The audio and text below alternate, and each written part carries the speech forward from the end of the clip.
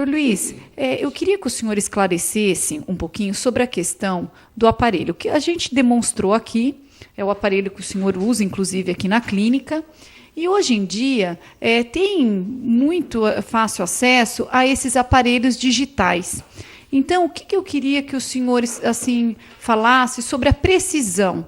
É correto eu chegar e pegar esses aparelhos digitais, fazer a medição em casa? O que o senhor acha? Eu não diria que seja incorreto, mas o problema é que a pressão, como eu disse há pouco, a dificuldade não é medir a pressão, a dificuldade é entender o que significa a mensuração da pressão. Dentre os aparelhos que existem, que são vários, o melhor deles é o aparelho de coluna de mercúrio. Originalmente a pressão foi medida em centímetros de água, depois transferida para milímetros de mercúrio. Atualmente existe uma campanha para que não se use mais aparelhos, em virtude da contaminação que pode trazer o mercúrio. Eu pessoalmente acho isso um absurdo, que isso é um melhor aparelho que tem mais fidedignidade da mensuração da pressão, é mais fiel.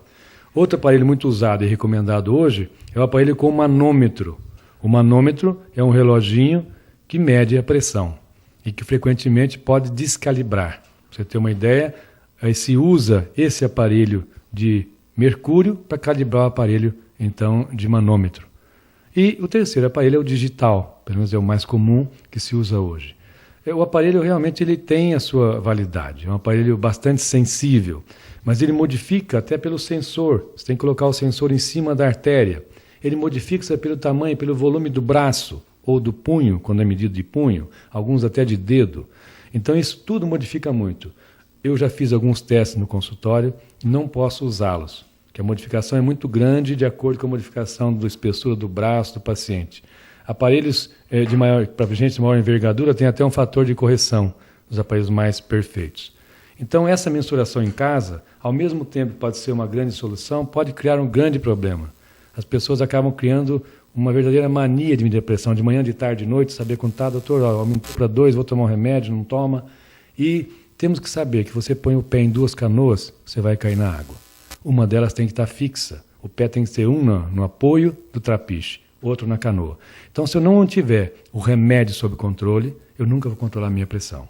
Um dos 2 fatores tem que ser sempre constante. Quando eu tomo o remédio atrás, que eu corro atrás da pressão, eu jamais vou conseguir controlar a minha pressão. Doutor Luiz, e para a gente finalizar, eu queria que o senhor falasse um pouquinho sobre as complicações de uma pessoa hipertensa, ela não se tratar, e os efeitos colaterais. Bem, existe uma evolução. A doença hipertensiva, a hipertensão arterial sistêmica, é uma doença evolutiva. O fator tempo depende de muitos outros fatores, é uma doença multifatorial, por isso difícil também de ser tratada.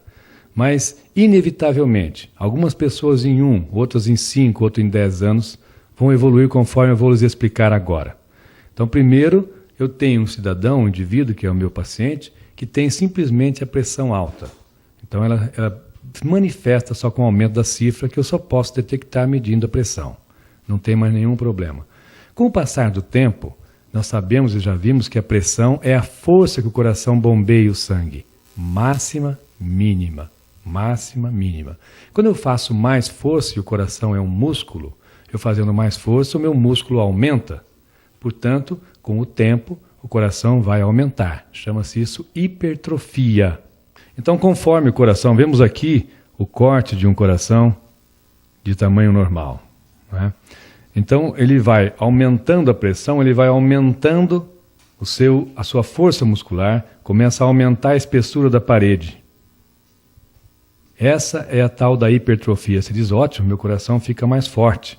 Na realidade, o coração funciona através de impulsos elétricos que são mandados pelo estímulo, que é o nódulo sinoatrial. Esses impulsos correm de forma diferente quando o coração tem uma espessura diferente como esse. Então esse coração vai ter muito mais arritmias do que um coração normal. Segundo, olhe o tamanho da câmara. Aqui é que entra o sangue para ser bombeado. Esse coração tem uma câmara bem menor que esse, que é o coração normal. Então vejam, esse coração bombeia muito mais sangue do que esse que é hipertrófico, que ele cresce para fora e cresce também para dentro.